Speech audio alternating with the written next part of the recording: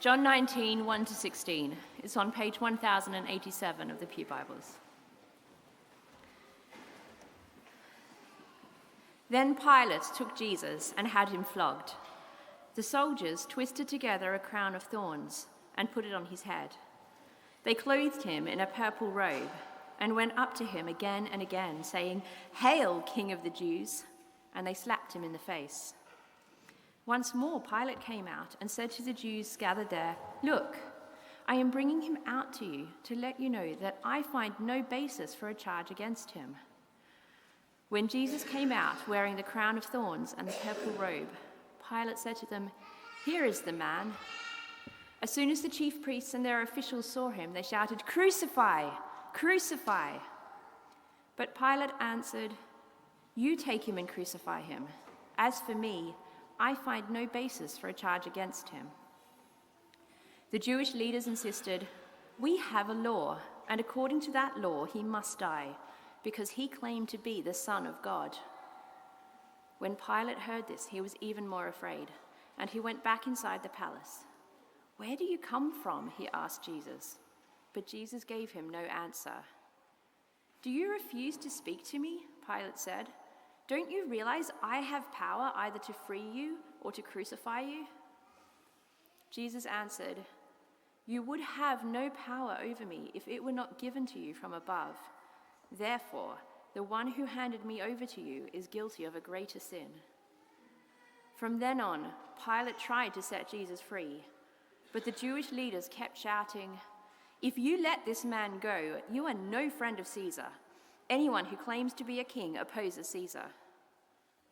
When Pilate heard this, he brought Jesus out and sat down on the judge's seat at a place known as the Stone Pavement, which in Aramaic is Gabbatha. It was the day of preparation of the Passover. It was about noon.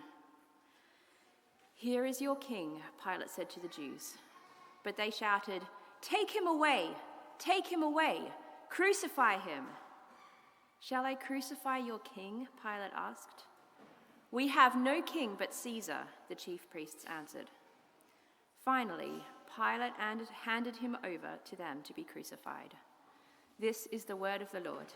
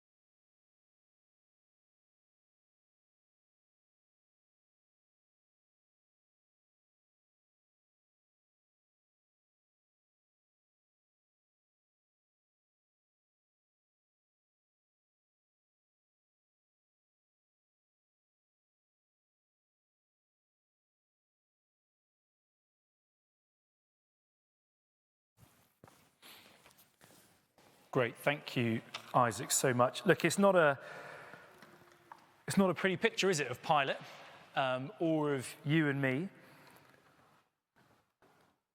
And I'm so thankful that Jesus is not like us. I'm so thankful that Jesus is not like Pilate or like you and me. I'm so thankful that he uses his power not for himself, but for others.